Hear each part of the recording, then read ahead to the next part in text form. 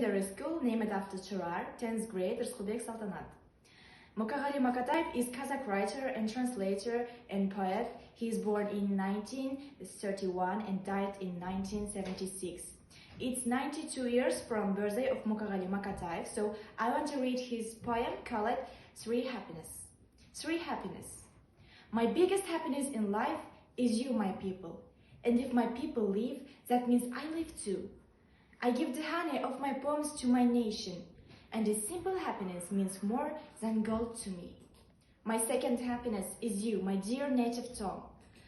The hard stone granite heart I melted with the words, and all because I always learn from my native tongue, that taught me all the truth and kindness in the world.